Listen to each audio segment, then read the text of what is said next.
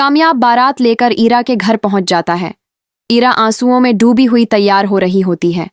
वो खामोशी से कामयाब की दुल्हन बनने जा रही होती है। दूसरी तरफ ईरा के पता इरफान साहब परेशान बैठे होते हैं। उनके दिल पर एक भारी बोझ होता है। वो दिल से इस शादी पर राजी नहीं होते।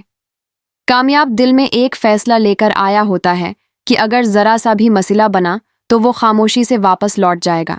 फिर वो लम्हा आता है। ईरा को दुल्हन बनाकर कामयाब के सामने लाया जाता है। निकाह से ठीक पहले कामयाब अचानक माइक उठा लेता है।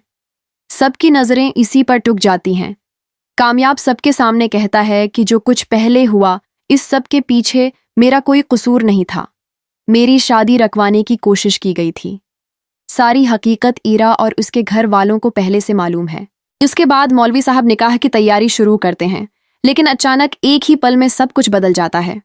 कामयाब की बातें सुनते ही इरफान साहब के सीने में तेज दर्द उठता है। वो अपने सीने पर हाथ रखते हैं और जमीन पर गिर पड़ते हैं।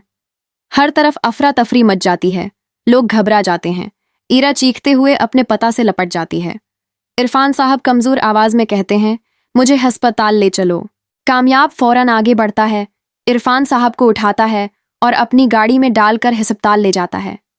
अस्पताल में डॉक्टरों की दौड़ लग जाती है। इरफान साहब को आईसीयू में शिफ्ट कर दिया जाता है और वेंटिलेटर पर डाल दिया जाता है। घर वाले बाहर बेबसी से बैठे होते हैं। हर सांस थमी हुई होती है। कुछ देर बाद डॉक्टर आईसीयू से बाहर आता है। सब एक साथ पूछते हैं, तबीयत कैसी है? डॉक्टर संजीदा लहजे में कहता है, हालत नाजुक है। उन्होंने कोई बात दिल पर बहुत गहराई से ले ली है, इसी वजह से ऐसा हुआ है। अगर मिलना चाहते हैं तो मिल सकते हैं, लेकिन कोई भी परेशानी वाली बात मत कीजिए, वरना जान को खतरा हो सकता है। ईरा रोते हुए अपने पता के पास जाती है। कांपती आवाज में कहती है, मुझे मुआफ कर दो बाबा, काश मैंने आपकी बात मान ली होती। अगर मैंने आपको परेशान न किया होता तो आज ये दिन न देखना पड़ता। इरफान साहिब कमजोर हाथ से ईरा का हाथ थाम लेते हैं।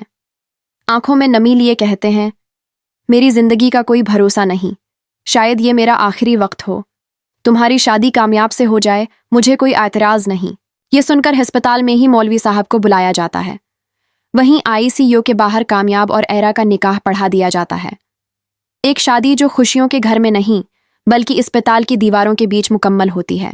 निकाह पूरा होते ही इरफान साहब अपनी बेटी की तरफ देखते हैं। आंखों में नमी होती है लेकिन चेहरे पर सुकून। वो कमजोर मगर प्यार भरे लहजे में कहते हैं, तुम जा सकती हो बेटा, मेरी फिक्र मत करना, मैं भी ठीक होते ही घर आ जाऊंगा। अब तुम्हारी जिंदगी शुरू हो रही है।